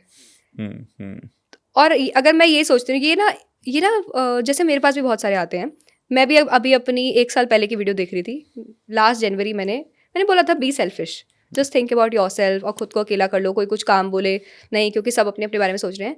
मैंने ये समझा, और अब मैं इसके थोड़ा अलग बोलती हूँ कि नहीं, फैमिली का भी सोचना चाहिए। अब इसमें ये नहीं है कि मैं झूठ बोल रही हूँ या टीचिंग गलत है, it's just phases of your life. Correct. आपको लाइफ के एक फेज में, जब आप बहुत एक टीनेज में हैं, आपका करियर उस टाइम आपकी प्रायोरिटी है, उस समय अगर आप प्यार मोहब्बत में लगे हैं और उस समय अगर आप सबको एंटरटेन कर रहे हैं, तो आप पीछे छूट जाएंगे। तो वो फेज है लाइफ का to focus on your own self, और उसके बाद देन कम्स अ फेज, और फिर आपको चीजें मिल जाएंगी, आप सर्टेन चीजें आपकी लाइफ में हो गई। अब वो फेज है कि अब मुझे लोग चाहिए। मुझे पहले 2 साल पहले लगता था कि आई डोंट नीड फ्रेंड्स, या why do I need a man in my life, I am earning for my self, अब कोई क्या ही एड ऑन कर देगा मेरी लाइफ में। करेक्ट। पर वो धीरे, वो फेजेस होते हैं लाइफ के। अब मैं समझी इस चीज़ को कि आपके पास सब चीज़ हो सकती है, बट एक स्टेबल इमोशनल रिलेशनशिप आपकी लाइफ में, कि when you are coming back home there is a person to talk to, जो सेम इंटेलेक्ट पे, सेम इमोशनल वेवलेंथ पे आपकी बात समझ पा रहा है, that's a very different kind of comfort. No clubbing, no partying, no certain amount credit to your account can match that feeling. Correct. तो वो मैं अब समझी। तो now I give importance to my family also, and if I have friends around, I talk to them, I keep a check on people around me. तो ये मैं अब कर रही हूँ, पर उस टाइम पे मैंने सेल्फिश हुई, तभी मैं अब सेल्फलेसली से किसी को सर्व कर पा रही हूँ। तो वो एक जर्नी है, not everything is meant to be applied at a time only then and there. एक टाइम पे सेल्फिश हो जाओ, फिर एक टाइम पे आप सेल्फलेसली सर्व कर पाओगे। Okay, great. एक चीज़ यहाँ पर आप बताएं, जैसे like you being a girl, I am sure आपके पास आते होंगे, क्योंकि एक जो मोस्ट कॉमन क्वेश्चन आता है वो रिलेशनशिप के आसपास आता है, और मैं लोग अलग अलग सिचुएशन को डील कर रहे हैं, एंड बड़ा सैड लगता है कई बार सुन के क्या क्या वो गो थ्रू करते हैं। तो डू यू थिंक कि जब लोग अपनी रिलेशनशिप में स्ट्रगल कर रहे हैं, शुरुआत में तो सब लोग गिवर होते हैं, सेल्फलेस हो जाते हैं, मतलब उनको वो खुद का सोचते ही नहीं है, वो हर चीज दूसरे के बारे में सोच रहे हैं, सब कुछ छोड़ दे। लेकिन जब उन्हें होश आता है तो उन्हें पता चलता है, अरे मेरी तो कोई पहचान ही नहीं है, मेरी तो कोई इंडिविजुअलिटी नहीं है, मैं तो सब कुछ खो चुकी हूँ। फिर बच्चे हो जाते हैं, फिर लगता है कि मेरी जिंदगी तो निकल गई ऐसे, और तब उनको जब वो ये रियलाइज करते हैं तो उनको ही पता, मतलब वहां पर वो लगता है कि बहुत देर हो चुकी है, या समझ में नहीं आ रहा क्या करना है। तो आप उन लोगों को क्या एडवाइस करते हैं? क्योंकि कई बार लोग ना बहुत क्लूलेस हैं इस स्टेज पर भी, इतना कुछ करना चाहते हैं, लेकिन क्योंकि वो इतना, ऐसा नहीं बोलते, बट कई बार लोग ना प्यार में इतने अंधे हो जाते हैं कि वो सिर्फ, गलत नहीं है, अच्छी बात है, प्यार, दूसरों को प्यार देना चाहते हैं, बट एक वक्त पर वो सब कुछ देने को तैयार हो जाते हैं, लेकिन जब वो सब दे चुके होते हैं तो उन्हें लगता है मैं तो खाली हो चुका हूँ। तो वहाँ क्या सोल्यूशन है उन लोगों के लिए? इसमें मैंने जो अपनी लाइफ में करा, अप्लाई करा, क्योंकि मैं जानती थी इन चीज़ों के बारे में, अवेयर थी। तो when I met my husband, तो मैंने एक चीज़ बोली कि देखो, अगर मैं खुश रहूँगी ना तो मैं सबको खुश रख पाऊंगी, और अगर मैं ही खुश नहीं हूँ तो this is drastically going to improve your everybody's quality of life. और मैंने ये डिसाइड करा, अपने लिए सोचा कि मेरा सोर्स ऑफ जॉय क्या होगा। So my source of joy comes from when I serve people, और जब मैं दूसरों की हेल्प करती हूँ, तो मैंने कहा मेरे लिए ये ना हमेशा प्रायोरिटी पे रहेगा कहीं ना कहीं। जब मैं, और मैंने ये अभी भी नोटिस करा है, जब मैं काम कर रही होती हूँ तो मैं बहुत खुश, मैं फैमिली टाइम दे पाती हूँ, सब चीज़ें कर पाती हूँ, और अगर मैं वो नहीं कर रही तो मैं एकदम चिड़चिड़ी, अनॉयड रहूँगी, फिर तो तुमने ये कर दिया, तुमने वो कर दिया, मैं इस जोन में आ जाती हूँ मैं। तो आपको, जब आप किसी नए रिश्ते में भी आ रहे हैं, तो ये आपको थोड़ा थोड़ा सेल्फ अवेयरनेस के साथ आता है कि ये समझना, एक लाइन ड्रॉ करना, you should be a giver, ठीक है, but if you are only giving, and the other person is not reciprocating it, not acknowledging it, not reciprocating it, not appreciating you for it, तो आपको थोड़ा सा समझना चाहिए और एक लाइन ड्रॉ करनी चाहिए उसके बाद. This is not a manipulation, पर एक अपने लिए भी तो मैं कहीं ना कहीं सोचूंगी ना. और ये मैंने एक चीज़ समझी है, कई बार हम दूसरों के लिए चीज़ें करते हैं और हम कहते हैं मैंने बिना किसी एक्सपेक्टेशन के लिए दूसरों के लिए सारी चीज़ें करी, मैंने पूरी लाइफ दिया, पर किसी ने मेरे लिए कुछ नहीं करा. पर अगर आप इन द फर्स्ट प्लेस आपके दिमाग में चल रहा है कि मैंने तुम्हारे लिए ये करा, अब तुम मेरे लिए पलट के क्या करोगे, तो आपने सेल्फलेसली नहीं किया. करेक्ट. आप पहली बार में ही एक्सपेक्ट कर रहे थे कि मैंने ये किया अब तो तुम मेरे लिए करो. पता है पूरा लॉ ऑफ अट्रैक्शन मैनिफेस्टेशन का मुझे बेस्ट चीज़ क्या लगती है? Everything is just mirroring out what's happening with in. आप मन में अगर सोच रहे हो कि मैंने तुम्हारे लिए, मैंने तो सेल्फलेसली किया था, मैं सबके लिए करती हूँ, मन में तुम्हारे ये था कि मैंने अगर इसको इतना महंगा गिफ्ट दिया तो अब ये पलट के मेरे बर्थडे पे क्या देगा, और उसने तुम्हारे बर्थडे पे उतना महंगा नहीं दिया तो तुमको गुस्सा आ गया, तुम हर्ट हो गए. पर तुम क्यों आउट ऑफ द वे जाके आप तब तक चीज़ें मत कीजिए किसी के लिए जब तक आप जेन्युइनली नहीं करना चाहते. और अगर उसने पलट के कुछ भी नहीं किया और आपको चलेगा, वहां थे आप, वहां तक आप ठीक थे, वो आप गिवर थे. पर आप ये सोच रहे हैं कि मैंने फर्स्ट प्लेस में मैंने तुम्हें ये दिया, अब तुमने मुझे पलट के ये देना, तो वो ट्रांजैक्शन चल रही है फिर. और फिर आपके साथ फिर वही चीज़ें मिरर आउट होती रहेंगी. तो मैंने समझा अपनी लाइफ में कि मैं एक बाउंड्री ड्रॉ करके चलती हूँ सब रिश्तों में. और ये शायद किसी को मीन लग सकता है, but even if it's my parents also, मेरी अब की फैमिली जो भी है, मेरी एक बाउंड्री सेट है. I will do everything for you but not at the cost of my self. बस जो इसकी रिस्पेक्ट कर रहे थे welcome in my life, and if not respecting, okay, good. I think it is very very important. ये आपने बहुत हल्के में, आपने बहुत डीप बात बोली है बहुत लाइट तरीके से. आई थिंक ये लोगों को समझनी चाहिए. अगर लोग ये समझ पाएंगे कि खुद से प्यार करना कितना ज़रूरी है, और वो एक हल्की सी बाउंड्री, चाहे हल्की सी हो, अगर वो सेट की हुई है, तो पहला ना तो आप रोज़ रोज़ अपने आप को हर्ट नहीं करोगे. जब आपको दूसरों के लिए करना होगा, आप वो भी कर रहे होगे और खुद को हर्ट भी करोगे, तो एटलीस्ट इससे तो बचोगे आप. लोग करते हैं सब. क्यों यहाँ ज़्यादा तो लोग रिश्तों में क्यों परेशान है? फिर वो सोचते हैं कि रिश्ते नहीं होने चाहिए, छोड़ देते, क्योंकि वो फर्स्ट प्लेस पे बाउंड्री नहीं सेट कर रहे हैं. इमोशनल हो गए, चीज़ें करे जा रहे और मन में करना भी नहीं चाह रहे हैं और फिर भी करे जा रहे हैं. यहाँ जो द्वंद आता है ना, कॉन्ट्रडिक्शन जो होता है, फिर वो आपकी सब जगह फिर रिफ्लेक्ट होता है. आपके अंदर अगर स्टेबिलिटी है तो फिर आपको करियर में भी स्टेबिलिटी महसूस होगी, रिश्तों में भी होगी. और अंदर ही अगर नहीं करना चाह रहे हैं, फिर भी चलो कर देते हैं, फिर करते ही रह जाओगे फिर आप पूरी लाइफ. Okay, great. तो आपके पास ना वो रिलेशनशिप से रिलेटेड बहुत सवाल आते होंगे, जैसे कि मुझे एक स्पेसिफिक इंसान अट्रैक्ट करना है ना. अब स्पेसिफिक इंसान वो कौन है? वो मेरे साथ 3 साल पहले कॉलेज में पढ़ता था, 3 साल से मेरी बात नहीं हुई है, उसने मुझे ब्लॉक कर रखा है, मुझे उसी को मैनिफेस्ट करना है, चाहे कुछ भी हो जाए. ऐसे सिचुएशन में आप क्या करते हो? ऐसा बहुत ज़्यादा मेरे पास ये वाले क्वेश्चंस आते हैं, बहुत ही ज़्यादा आते हैं. मेरा 18 से 24 साल वाला वो है ऑडियंस है, और उनके यही द्वंद होते हैं जीवन के. और ऐसा मुझे भी लगता था एक टाइम पे कि मेरे को सर्टेन इंसान नहीं मिला तो दुनिया इधर की उधर हो जाएगी, पता नहीं. पर एक चीज़, एक कॉन्सेप्ट होता है कि 2 people कैन ग्रो अपार्ट, और वो आप इवॉल्व नहीं हो रहे अगर 2 लोग हैं, ठीक है. अब जैसे आपने जो एग्जांपल दिया कि कॉलेज में कोई इंसान था 3 साल बाद जिससे मेरी बात नहीं हुई है. Let's say you are somebody जिसको ये सब चीज़ों का नॉलेज मिला, उसने और बुक्स पढ़ी और उसने खुद पे काम किया. अब 2 इंसान कॉलेज में यहाँ थे, अब आप ऊपर पहुँच चुके हो, वो हो सकता है वहीं का वहीं हो ना. वो इंटेलेक्चुअली ग्रो नहीं करा, वो इमोशनली भी इवॉल्व नहीं हुआ, वो उसने किसी भी तरह से ग्रो नहीं करा अगर लाइफ में. इंटेलेक्ट लेवल पे I am talking, not in terms of पैसा कितना कमाया, वो कहाँ जॉब कर रहा है, वो हटा दो. अगर कोई इमोशनली इवॉल्व नहीं हो पाया है तो आप उसके साथ जेलअप नहीं कर पाओगे. और ये चीज़ हम नहीं समझते हैं जब हम उस स्पेसिफिक पर्सन को अट्रैक्ट कर रहे होते हैं, कि आप हो सकता है सेम उस पे ना हो, सेम वेवलेंथ पे नहीं हो आप दोनों उस टाइम. और एक और चीज़, I believe so much into surrender and God, so much. तो मेरे साथ भी कई बार ऐसा हुआ कि मुझे लगा था कि उस समय पे वो इंसान मेरी लाइफ में होना चाहिए, पर मैं, क्योंकि मेरे टेबल पे एक हनुमान जी रहते हैं और मैं भगवान में बहुत ज़्यादा विश्वास करती हूँ, तो मैं सोचती हूँ कोई नहीं मिला ना, इसके पीछे कोई रीज़न होगा. और मुझे नहीं जानना रीज़न, मुझे नहीं सारे ज्ञान जानना कि क्या रीज़न है, मुझे अभी बताओ. It's my choice to believe into it कि whatever will happen for my highest good. तो ये मिला तो बहुत अच्छी बात है, नहीं मिला तो वो भी अच्छी बात है. तो जब मैं ये सोचती हूँ ना, and you are the result of your belief systems. Correct. अगर मैंने सोच लिया कि मेरे साथ जो होगा वो बेस्ट के लिए ही हो रहा है, मिल गया तो बेस्ट के लिए, नहीं मिला तो इससे अच्छा कुछ होगा, ये सोच के मैं लाइफ में आगे बढ़ जाती हूँ. And my beliefs always serve me and they prove me right all the time कि मुझे उससे बेहतर कोई मिल जाता है, चाहे कोई अपॉर्चुनिटी हो, कोई जॉब हो, कोई इंसान हो, तो ये हमेशा हुआ है. तो ये जो हमारी चाहत है कि उस स्पेसिफिक पर्सन को अट्रैक्ट कर लें, क्योंकि हम जब यंग एज में होते हैं हमारे रोमांटिक रिलेशनशिप के आइडियाज आते हैं बॉलीवुड से, गानों से. हम आधे कुछ ट्रेड्स उठाए इधर मूवी से, थोड़े ट्रेड उठाए उस मूवी में और उस बंदे पे लगा दिए, और वो बंदा कुछ और ही था. हम उसमें अपनी इमेजिनेशन में मन में उसको पति समझ के उससे शादी करके बैठ गए और वो कुछ और ही इंसान है.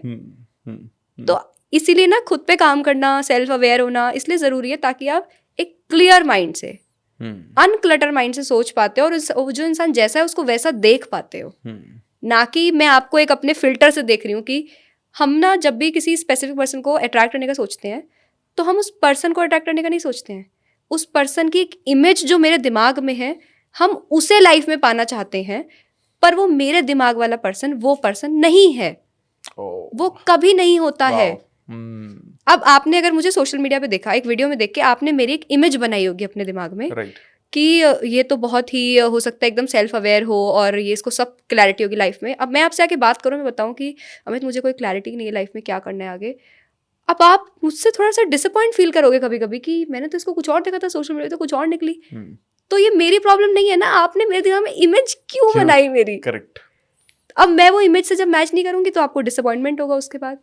सो that's why we suffer in the relationship even after manifesting the specific person in our life. क्योंकि वो मैं इमेज से प्यार कर रही थी, उस इंसान से नहीं. बाद में बोलते हैं कि शादी का बदल गए, कि बदल, वो कभी नहीं बदला, वो हमेशा से ही ऐसा था. उसने तुम्हें बात बात पे क्लूज दिए थे. जब आप किसी को उससे बात कर रहे हो और वो आपकी बात इमोशनली नहीं समझ के आपको कह रहा है यार ओवर रिएक्ट क्यों कर रही है, तब आपको लग रहा है यार मेरी बात नहीं समझ रहा, क्योंकि वो नहीं सब, वो इमोशनली आपके साथ उस सेम वेवलेंथ पे नहीं है. आप सेल्फ अवेयर हो, वो नहीं है. तो आपने ये पहले क्यों नहीं समझा. आप फिर भी समझ रहे थे कि ये एक दिन बदल जाएगा. कोई एकदम नहीं बदलता है. Everybody give the clues of who they are then and there. You take it if it's working out for you और लीव इट. तो मैंने बहुत बार ऐसा किया कि जब मुझे समझ आया कि दिस पर्सन इज नॉट, अभी आज वो इंसान वो नहीं है जो जिसके साथ मैं आज ही रहने को तैयार हो जाऊंगी, तो मैं अपनी लाइफ को बेट नहीं लगा सकती ना कि चल 10 साल में तेरी बेट लगाई तो इसमें तो 5 साल बाद बदल जाइयो. नहीं बदला फिर क्या करूंगी. आज मुझे नहीं जम रहा तो शांति से बात करके म्यूचुअली पार्ट योर वेज. अब जैसे आई एम श्योर ये भी सवाल आपको आते होंगे, जैसे कुछ लोग हैं जो एक शादी हो गई उनको, they got kids also, but after 10 years or 15 years of marriage one of them is seeing somebody else. ठीक है. और उनका अब तो चल रहा है, मतलब, और वो बहुत दिनों से इशू चल रहे हैं, 2-3 साल, and they trying to survive कि यार ये कैसे ठीक हो सकता है. और वो कोशिश कर रहे हैं उस इंसान को वापस से अपनी लाइफ में मैनिफेस्ट करने की, which is I believe is right, but कब तक. तो जब आप ऐसे सवाल रिसीव करते हैं तो आप उन्हें क्या सजेस्ट करते हैं. अभी लास्ट कुछ दिन पहले एक कंसल्टेशन में मैं इस तरह का कुछ सुना. तो एक तो बात आती है कि हम चलो मैनिफेस्टेशन जानते हैं तो हम कुछ भी कर सकते हैं, जादू कर सकते हैं. अब ये हुआ वन एस्पेक्ट ऑफ इट. ठीक है. और आपने चलो सरेंडर कर दिया, आपने सब ट्राई करा. कि लेट्स से हम एक एक्सरसाइज जो सुनते हैं कि आप सामने वाले के लिए ग्रैटिट्यूड लिखिए पूरा, वो ठीक हो जाएगा वैसा. पर जब आप ये प्रैक्टिसेस लगा रहे हैं फिर, या अगर हम होपोनोपोनो लगाते हैं कि अब सब हील हो जाएगा, that person will come back into my life, when you are applying ho'oponopono, when you are doing the gratitude, और उसके कुछ टाइम बाद अगर आपको सिचुएशन बदलती हुई दिख रही है इन योर फेवर, बदलने लग गया इंसान, चीज़ें आपके बीच में अच्छी हो गई, बहुत अच्छी बात है, कंटिन्यू विद दैट. बट अगर नहीं हो रहा है अभी भी, और वो मे बी और वर्स्ट होता जा रहा है, या आप नहीं अब सर्वाइव कर पा रहे हो, तो कब तक आपको ऐसा करना है. Why don't you take stand for your self. मतलब वही ना सेल्फ लव की कहाँ बात आती है कि मैं कितनी बार डोरमैट बनने को तैयार हूँ. यहाँ पे मुझे एक बार एक लाइन ड्रॉ करनी पड़ेगी और अपने लिए एक स्टैंड लेना पड़ेगा कि वो समझ आ रहा है या नहीं आ रहा है, अब क्या हो रहा है. मतलब हम सेम सिचुएशन में रह के बार बार रह के मैंने जो अब तक इतने टाइम में समझा कि हमारी लाइफ में एक पैटर्न रिपीट होता है. मतलब लाइफ सर्कल में चले जा रही है. आप नहीं समझ रहे हो अपनी लाइफ का पैटर्न, वो फिर आ रहा है. आपको लाइफ का एक पैटर्न समझना पड़ता है कि आपको बार बार हो रहा है. Maybe life is demanding you to take stand for your self. Life is demanding कि आप इस टाइम अपना दिमाग लगा के अपने लिए चीज़ें सोचो, सो डू दैट। ये बहुत एक्सट्रीम होता है, इसलिए हम कभी किसी को सजेस्ट नहीं कर पाते हैं सामने से, कि हमें तो लगता है ना कि अब चीज़ें सामने वाले की लाइफ में अच्छी हो जाएं। Here surrendering to God, believing in God helps, क्योंकि तब आप सोचते हो कि ये हुआ तो भी अच्छा, मन का हो तो भी अच्छा, मन का ना हो तो भी अच्छा, तो सरेंडर कर देते हैं। Very good. मुझे ना ये सरेंडरिंग पे और समझना है आपसे। जो इंसान बहुत टफ लाइफ को गो थ्रू कर रहा है, चाहे वो पर्सनल एक्सपीरियंसेस हों, चाहे वो एक्सटर्नल इफेक्ट्स हों उसके, चाहे वो काम में हो, रिलेशनशिप में हो, तो कई बार ना सरेंडर करना मुश्किल हो जाता है, क्योंकि जब वो बहुत टफ टाइम में सरेंडरिंग बहुत मुश्किल हो जाती है। तो इस सरेंडरिंग को आसान कैसे बनाया जाए? ओके, तो सरेंडर का पहले तो जब मैंने ये नया नया सीखा ना सब लॉ ऑफ अट्रैक्शन, तो मुझे लगा अपन भगवान है, अब तो भगवान की क्या जरूरत है अब तो किस्मत अपने हाथ में लाओ, पेन पेपर में तुरंत लिख दूँ ये। But life doesn't happen on pen and paper and Excel sheet. Correct. What you have planned might not go the way you have planned it. तब मेरे को पहली बार धक्का लगा कि भाई ये तो नहीं हो रहा है। अब आपको एंजाइटी होती है कभी कभी कि ये तो नहीं काम कर रहा है जैसे मैंने सोचा था, अब क्या करना है। वहां पर surrendering to God helps. How? मैंने जैसे लिस्ट बनाई थी पूरी कि मुझे इस तरह का पार्टनर चाहिए, और लास्ट में मैंने एक लाइन लिखी थी कि I surrender the will to find a perfect partner to God. जब मैंने ये लिख दिया तो मैंने खुद के हाथ से कंट्रोल ले लिया कि कब होगा, मुझे इसके लिए ये करना है वो करना है। मैंने फिर लिखा कि मेरा ये काम है। So I always make a list of these are my task and these are the task of God. तो let's say I am coming to the podcast, so coming here और preparing well to the best of my ability is in my hands, but how it will go और audience कैसा इस पर सोचेगी, मैं कैसी बात करूंगी, आई सरेंडर टू गॉड कि मुझसे ना वही बातें बुलवाना जो लोगों को सुननी हो। एंड इट्स माई बिलीफ कि ऐसा हो जाता है। मैं वर्कशॉप पे जब शुरू करती हूँ, मैं कभी कुछ प्रिपेयर नहीं करती, कुछ कहीं लिखती नहीं हूँ, मैं सिर्फ सोचती हूँ कि बस जैसा जैसा यहाँ पे सबने सुनना हो वैसा वैसा मुझसे बुलवा लेना। एक रफली जॉट डाउन आइडिया होता है कि ऐसा ऐसा ऐसा, बट पूरा एग्जैक्टली नहीं होता कि क्या बात करेंगे यहाँ पे, एंड थिंग्स गो वेल। और क्यों और भी ज़रूरी है सरेंडर करना, एक तो दो सिचुएशन होती है इसमें, या तो आप बिल्कुल ही हेल्पलेस फील कर रहे हो, अब आपको एक होप चाहिए। तो मैं उस सिचुएशन में भी थी कि जहाँ बिल्कुल हेल्पलेस हो, अब नहीं पता मैंने इतना पढ़ लिया है पेपर में क्या होगा, पिछली 5 बार फेल होकर आ चुकी हूँ, what next now. Surrendering God help me in a way कि that give me a hope कि मैंने अपना मंदिर के सामने आके भगवान जी को बोल दिया है, भगवान जी देखो मैंने सारा पढ़ लिया, अब क्या होगा आगे आप देख लेना। तो मुझे अब संतुष्टि रहती थी, क्योंकि बचपन से हमारे वो बिलीफ बने हैं कि मम्मी पापा ने घर में बताया कि मंदिर होता है, भगवान होते हैं, भगवान को जो कह दो वो सब सच हो जाता है। और वो हम बचपन से वो गणेशा वाली ओ माय फ्रेंड गणेशा तू रहना साथ हमेशा, वो हम सुनते आ रहे हैं ना चीज़ें ऐसी, तो मुझे होप मिलती थी इससे। और होप, अभी किसी ने कुछ दिन पहले मुझे कहा ऐसी कमेंट सेक्शन में कि अरे what she is doing is just giving hope, selling hope to people. तो मैंने कहा selling hope is a biggest thing I can do in somebody's life, क्योंकि कई बार आपको लाइफ में सिर्फ होप ही बचती है, वो भी आपने किसी से छीन ली तो मैं तो वर्स्ट पर्सन है फिर। तो इसलिए वो होप मिलती है मुझे भगवान की पूजा करके, सरेंडर करके। और मैं सिर्फ मंदिर के आगे बैठती हूँ, मैं सोचती हूँ अब मैं जहाँ भी सिचुएशन में, मुझे नहीं पता मैं यहाँ पे कहाँ से आ गई हूँ, मुझसे नहीं हो रहा है, अब आप देख लेना। और ये आज तक जब भी मैंने किया है, it worked beautifully for me. And कैसे इसको मैनिफेस्टेशन से हम लिंक कर सकते हैं कि आपने अपने दिमाग से बहुत ज़्यादा प्रेशर हटा लिया कि कब होगा, डेडलाइन दी हुई थी, टाइमलाइन दी हुई थी, पूरा प्रोसेस दिया हुआ था, आपने उसका वो हटा लिया। और जब आपने वो हटा लिया, स्ट्रेस जब हट गया, तो you are not resisting to it, resist नहीं कर रहे हो, तो वो अपने आप हो जाएगा। तो ये इसका लॉजिकल आंसर है। Now another segment of it is कि अब आपके पास सब कुछ है लाइफ में, अब क्यों सरेंडर करना है? क्योंकि जब आपके पास लाइफ में सब कुछ है, सब चीज़ें आपके प्लान के हिसाब से चल रही हैं, तब आपको कहीं ना कहीं ईगो बिल्ड होता है। And I have experience that too. जब सब चीज़ आपकी लाइफ में आपके हिसाब से हो रही थी, तो आपको कहीं ना कहीं लगता है कि अब तो हमारे जलवे ही अलग है, अब तो हम ही हमें बस। उस समय पे फिर वो आपके बिहेवियर में रिफ्लेक्ट होता है। फिर you will somehow make people feel a little uncomfortable in your presence, you are not being humble now. तो फिर मैंने ट्राई करा कि जब मैंने ऐसा करा तो फिर अपॉर्चुनिटीज़ फिर डगमगानी दिखी, बाहर लाइफ डगमगाती हुई दिखी थोड़ी, क्योंकि अब वो मेरी ईगो में आने लग गई वो चीज़। यहाँ पर सरेंडर इसलिए हेल्प करता है कि आप थोड़े हम्बल रहते हो। फिर मैंने किया ग्रैटिट्यूड, फिर मैंने किया बहुत शुक्राना। फिर मैं सुबह 5 बजे उठती थी और मैं कई बार नहीं सोई रात को और 5 बज गए, तो मैं वो भगवान आपका बहुत बहुत शुक्रिया आपने मुझे दिया। तो आपको ये समझ आता है कि कोई शक्ति है जो मुझे दे रही है, और वो दे रही है तो वो ले भी सकती है। तो जब आपको ये रहता है ना कि कोई शक्ति से मिल रहा है तो आप हम हम्बल रहते हो, और फिर you are just being an instrument that there is a energy giving so much to you and you are just passing it on to the people. तो इन दोनों सिनेरियो में surrendering to God really helps.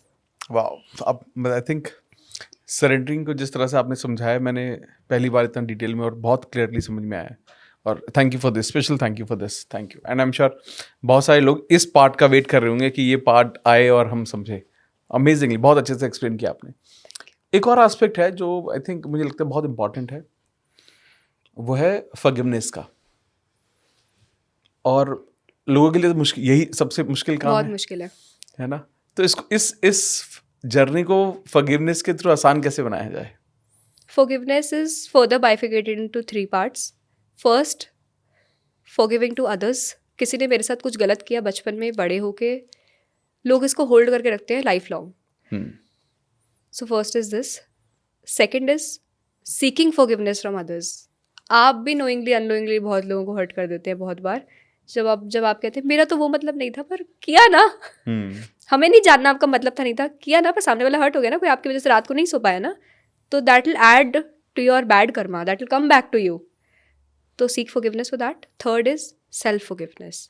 खुद को भी बहुत बार hurt किया होगा, जब खुद से ओवर उम्मीदें लगाते हैं और खुद जब नहीं हो पाती हैं चीज़ें तो खुद को कोसते हैं, खुद को एक्सेप्ट नहीं करते हैं, खुद के बारे में गलत गलत बोलते हैं।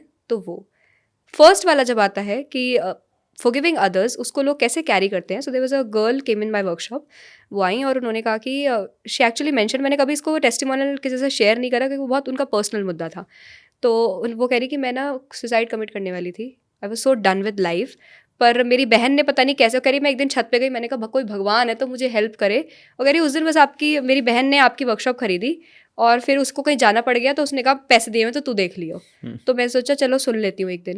एक दिन सुना, 2 दिन सुना, ऐसे सारे सेशन सुने, और उन्होंने बताया कि मैं ना she is a dark complexion girl. उन्होंने कहा मैं काली दिखती हूँ ना, तो बचपन से लोगों ने बहुत बुरा फील करवाया इसके बारे में मुझे। कह रही I clearly remember I was 5 or 6 years old, I was wearing a white और some light pink colour frock, और किसी रिलेटिव ने आगे कहा कि तू कैसी बेकार से लग रही है, अपनी बहन को देख कितनी सुंदर लगती है। तो कोई 24-25 साल का होके उसे आज भी याद है कि 5 साल में उसको किसी ने बुली किया था उस चीज़ के पीछे, एंड शी वॉज कैरिंग, और उनके साथ कुछ फिजिकल अब्यूज़ हुआ घर में ही किसी रिलेटिव के through, and she was carrying a lot of hatred towards her mother की she didn't took stand for me. उन्होंने मेरे लिए उस समय स्टैंड नहीं लिया। पर फिर हमने फॉरगिवनेस वाला सेशन करा, मैंने उसमें एक बात कही कि कई बार हमें लगता है कि सामने वाले मेरे लिए ये नहीं करा, पर उस टाइम उन्हें नहीं पता था कि ऐसा भी करना है, या उनमें करेज नहीं था उस चीज़ को करने का। और आप सोचो आपकी मदर भी एक कभी यंग गर्ल होगी और उसको नहीं करेज होगा, उसको सिखाया ही नहीं गया कि ऐसा भी करना होता है। शी स्टार्टेड अंडरस्टैंडिंग इट, और मैंने कहा एक फॉरगिवनेस लेटर लिखो अपनी एक मम्मी को, सिर्फ एक यंग गर्ल की तरह देखो। अब ये नहीं कि वो कोई भगवान है, उनको सब करना चाहिए था। एक यंग गर्ल जो नहीं हिम्मत जुटा पाई, उसे नहीं पता था। She did it once, twice, thrice, and she said I cried so bad. और मैं इतने दिन से नींद की दवाइयों पे चल रही थी और मेरी वो छूट गई, मैं सोई भी बेटर, और यहाँ भारी भारी लगता था, मुझे बेटर लग रहा है। तो कभी कभी आपको किसी को माफ़ इसलिए नहीं करना कि उन्होंने कुछ गलत नहीं करा, या बिल्कुल आपको इसलिए करना because now you want that peace in your life. तो इसलिए दूसरों को माफ़ करना ज़रूरी है। एक बार उनके नज़रिए से चीज़ को समझ के देखिए कि वो नहीं कर पाए, बस नहीं कर पाए, और फिर दूसरों से माफ़ी मांगिए। सो there is a prayer I do for forgiveness अपने लिए कि मुझे नहीं पता मैंने अपने किस जन्म में जाने अनजाने में, नोइंगली अननोइंगली, इंटेंशनली किसी के साथ कुछ भी गलत किया हो to any soul. So right now I seek forgiveness with all my heart. मैंने ये प्रेयर करी कुछ टाइम, वही 2019-2020 के टाइम पे, मैं ऐसी जस्ट कहीं से सुना कर ली, अच्छा लगा, 1 महीना करी, I start to feel so light within, जैसे मैं कितने कंधे पे बोझ लिए बैठी थी और वो हटने लगा। और पता नहीं ये कोइंसिडेंस हुआ या क्या हुआ, और जो मेरी रुकी हुई चीज़ें थी, मेरा कब से सीए का रिजल्ट रुका हुआ था, मैंने अपनी सारी किताबों से माफ़ी मांगी कि सॉरी मैंने तुम्हें कब कब कोसा होगा कितनी बार कि कहाँ फंस गई मैं, क्यों आ गई यहाँ पे। मैंने अपने सारे कोर्स, उससे सारी बुक से माफ़ी मांगी, पूरी डिग्री से मैंने माफ़ी मांगी, and I cleared in that attempt. Obviously I studied for it, पर वो जो मेरे को था कि ये नहीं हो रहा, वो नहीं हो रहा, तो जो अंदर इतना फ्रस्ट्रेशन, इरिटेशन वो था ना, वो हटने लगा, रेजिस्टेंस हटा, वो चीज़ें हो गई लाइफ में। That I seek forgiveness from मैं, एंड आई थिंक कि सारी नॉन लिविंग थिंग्स भी मुझे सुन सकती हैं, तो मैं सारी नॉन लिविंग चीज़ों से भी बात कर लेती हूँ अपनी बुक से, फ़ोन से, मैं किसी कैब में आई उसको थैंक यू कर दो, मैं सब चीज़ को। तो मैं ये करती हूँ और उसके बाद I forgive my self also कि मैं बहुत बार चीज़ें नहीं कर पाई। तो inner child within we felt hurt many times. मैंने कुछ गलत किया तो मैं अपना दिल पे हाथ रख के या अपने सामने मैं इमेजिन करती हूँ एक माई 5 और 6 ईयर ओल्ड नेहा स्टैंडिंग, उस बच्चे की क्या गलती, उसने जब जो नहीं कर पाई वो उसको उतना ही नॉलेज थी जितने से उसने काम करा। तो I choose to forgive my self. This is wow, that's how it helped me a lot in my manifestation. Amazing amazing.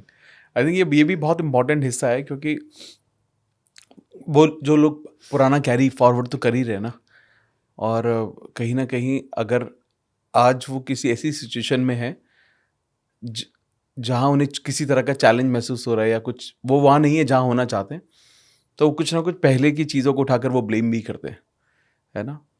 Wow, I have something to add into it. Please.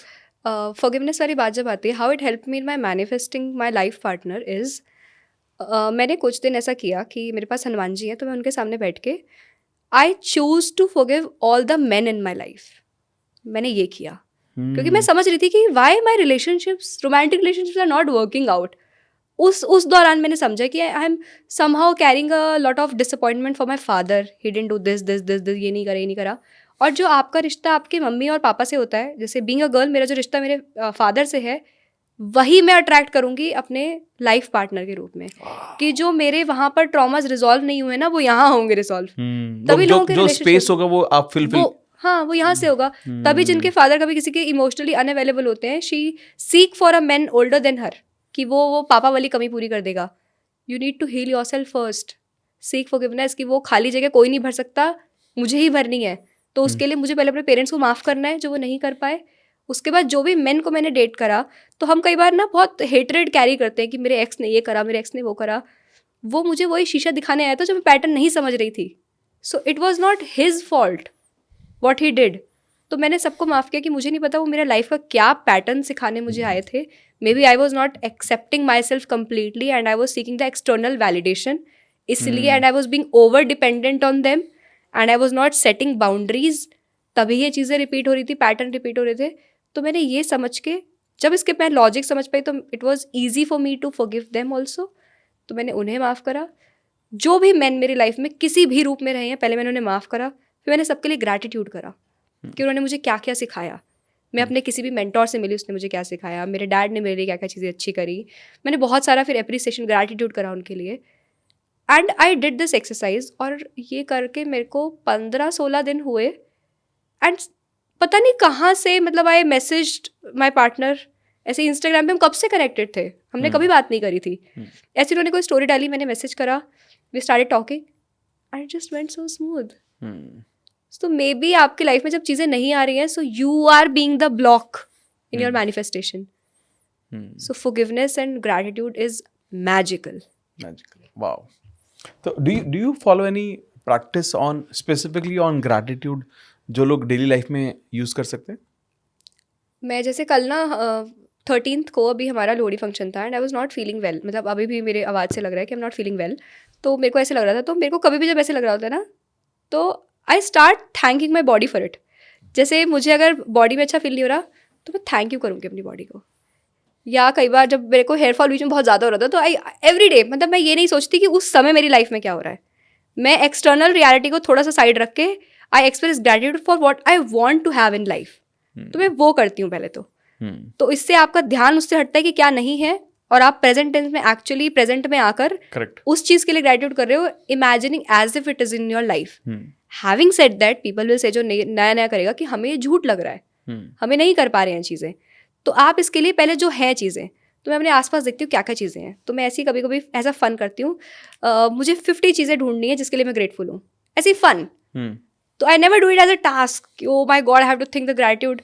मैं कहती हूँ ऐसे 50 चीज़ें ढूंढते हैं कि क्या क्या है, और एक बार जब लिखना शुरू करती हूँ ना, तो टाइनीएस्ट ऑफ चीज़ कि मेरे को सर्दी में नहाने में लाइट आ रही है, गीजर चल रहा है, गरम गरम पानी आ रहा है उससे, हीटर है रूम में, एक कोजी सा रूम है, एक मेरे पास ब्लैंकेट है मेरे पास, और एक फैमिली है इतनी अच्छी जिससे मैं आके अपनी बात कह सकती हूँ, इतना सपोर्ट है around, I have an audience to listen to मी।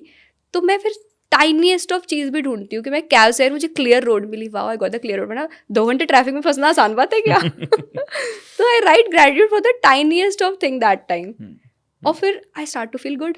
और वैसे कई बार मैंने ट्राई करा कि मैं रात को जैसे सो रही हूँ और नींद नहीं आ रही है, तो मैं ऐसे thank you my hair, thank you my eyes, thank you my nose, thank you my face, I say thank you to everything, फिर जो मेरे दिमाग में आता है। और जब भी मैं ये करके सोने जाती हूँ, next morning I get up, I am happy, so cheerful, कि दिमाग में वो सबकॉन्शियस में पूरी रात फिर जाता है कि सब बढ़िया है, सब बढ़िया है, क्या बढ़िया लाइफ चल रही है।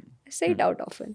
वाओ, आई थिंक ये बहुत इंपॉर्टेंट भी है। और अगर आप वही आपने ना शुरू में बहुत अच्छी बात बोली कि I am not into lot activity.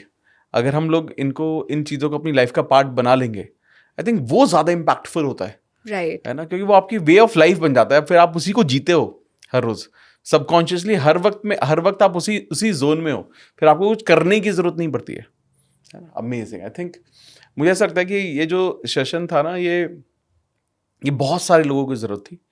और मुझे भी सेल्फ लव के बारे में, सरेंडरिंग के बारे में, फॉरगिवनेस के बारे में काफ़ी चीज़ें समझ में आई आपसे। और मैं ये डेफिनेटली मानता हूँ कि इस पॉडकास्ट को देखने के बाद बहुत सारे लोगों की मदद ज़रूर होगी। तो अगर आपको ये पॉडकास्ट अभी तक बहुत अच्छा लग रहा है और ऐसा लग रहा है कि शायद आपको इसकी ज़रूरत थी, तो मुझे कमेंट सेक्शन में ज़रूर बताना कि ऐसा कौन सा हिस्सा है जिससे आप सबसे ज़्यादा रिलेट कर पाए, सबसे ज़्यादा। ठीक है। तो नेहा जी, एक चीज़ समझते हैं कि फाइनल एडवाइस आप क्या हमारे ऑडियंस को देना चाहेंगे, जिससे आपको लगता है कि वो अपने अंदर सेल्फ लव को और बिल्ड कर सकें और लाइफ में बहुत सक्सेसफुली चीज़ों को मैनिफेस्ट कर सके। फाइनल एडवाइस आप क्या देना चाहेंगे? हम ना बहुत बार खुद की जो अचीवमेंट्स होती हैं उसको डाउन प्ले करते हैं, हम खुद को कई बार क्रेडिट नहीं देते हैं। तो ये मैंने बीच में कुछ टाइम मैंने करा है, मैंने लिखा, मैं ऐसी रजिस्टर पेन लेके बैठी और मुझे लग रहा था अभी ये भी करना है वो भी करना है। तो मुझे लगा कि पीछे तो चीज़ें हो गई ना, मतलब भगवान ने कर दी, हो गई, मैंने थोड़ी ना किया इसमें कुछ, surrender to God of course. पर उस समय फिर मैंने लिस्ट लिखी कि मैं उस समय जब मैंने बताया कि मेरी बेस्ट फ्रेंड की शादी हुई थी और मुझे उसमें जाना था इवेंट में, मैं गई, मैंने करेज दिखाया। तो मैं अपने स्मॉलेस्ट टाइनीएस्ट ऑफ चीज़ें जहाँ पर मैंने करेज दिखाया, जहाँ मैंने किसी की मदद करी, जहाँ पे मैंने कुछ अच्छा अचीव करा, मैंने फिर लिखा उसको। क्योंकि बाहर से आपको हर बार कोई नहीं मिल सकता जो आपको बताएगा आपने वहाँ पे अच्छा किया। और हम अंदर ना हम सब कहीं ना कहीं एक्सटर्नल वैलिडेशन चेज करते हैं कि कोई बाहर से मुझे बताए मैं अच्छी हूँ तो मैं मानूँ मैं अच्छी हूँ, वरना तो मैंने क्या ही किया है। तो ये मुझे लगा बहुत ज़रूरी है कि हम खुद को अप्रिशिएट करें जो चीज़ें हमने किसी के लिए करी हैं, या अगर हम फिजिकली खुद को अप्रिशिएट करें कि हाँ क्या सुंदर दिख रही हूँ। मतलब मैं ये करती हूँ कि मैं जैसे रेडी होती हूँ कई बार, तो पहले ना मैं क्या करती थी कि जैसे मैंने फोटो डाली उस पर लाइक नहीं आया सर्टेन, तो मैं फोटो को हटा देती थी फेसबुक से। जब फेसबुक का ज़माना चल रहा था तो थोड़ी देर तक इतने लाइक नहीं आए तो फोटो हटेगी अब पक्का। टू द पॉइंट नाउ जब मैं अब रेडी होती हूँ तो मैं मिरर में देखती हूँ क्या लग रही है नेहा, मजा आ गया, मतलब क्या स्माइल है, क्या बाल लग रहे हैं। मैं ऐसा कह के फिर बाहर आती हूँ तो वो कॉन्फिडेंस ही अलग होता है। Now you are not conscious about what you are thinking of me, या मुझे कोई कॉम्प्लीमेंट करने नहीं कर रहा, you are already in your zone. और जिसको लाइफ में कुछ नहीं चाहिए ना, उसी को लाइफ में सब कुछ मिलता है। जिसे दोस्त नहीं चाहिए, जो अपने में खुश रहता है, बंदा एक रूम में एंटर हुआ अपने में एकदम खुश है, सब आके उसका दोस्त बनना चाहेंगे। और जो डेस्परेट एंटर हुआ है कि यहाँ आया हूँ कोई दोस्त बन जाए, उसका कोई दोस्त नहीं बनेगा। Correct. So beggars are not choosers. Stop being the beggar. Fulfill all what you need by your own self. Wow. That's the biggest advice I can give to anybody out there. Amazing. I think मुझे बहुत अच्छा लग रहा है आपसे मिलके, और आपकी एक्चुअली में एनर्जी बहुत प्यारी है, बहुत अच्छी एनर्जी है। Thank you. And I am sure about it. जैसे मैंने कहा कि बहुत सारे लोगों ने ये podcast I am sure manifest किया होगा, आपको हमारे चैनल पर मैनिफेस्ट किया होगा। जिसने भी मैनिफेस्ट किया था कमेंट बॉक्स में ज़रूर बताना। एंड मैं डिस्क्रिप्शन में नेहा जी का सारा जो इनका यूट्यूब का लिंक है, जो इंस्टाग्राम का लिंक है, मैं वो सारी चीज़ें डाल दूंगा। इनका कंटेंट आप देखना। आप सच में अगर आप उन्हें ऑलरेडी फॉलो करते हो तो पता ही होगा, अगर नहीं फॉलो करते तो मैं आपको बता रहा हूँ, आप मेरी तरह आप भी उनके फ़ैन हो जाओगे, क्योंकि वो इतना अच्छा कंटेंट जेन्युइनली आप बनाते हो। और हम सब लोगों का एक्चुअली पर्पस यही है कि समहाउ किसी न किसी तरीके से हम लोगों की मदद कर पाएँ। Right. और अगर हमारी वजह से उनकी लाइफ में थोड़ा भी बदलाव आता है तो वो बहुत अच्छा है ना। तो आपका हमारे पॉडकास्ट पे आने के लिए बहुत बहुत थैंक यू। एंड अगर आपको ऐसा लगता है कि इनको दोबारा बुलाना है किसी और टॉपिक के लिए, बहुत अच्छा सा कोई टॉपिक चूज करके आप मुझे कमेंट बॉक्स में बताना और पार्ट 2 लिख देना, फिर इनको दोबारा बुलाएंगे हम, क्योंकि मुझे बहुत अच्छा लगा है। तो thank you so Same much here. And I wish to see you soon. Thank you. Thank you so much.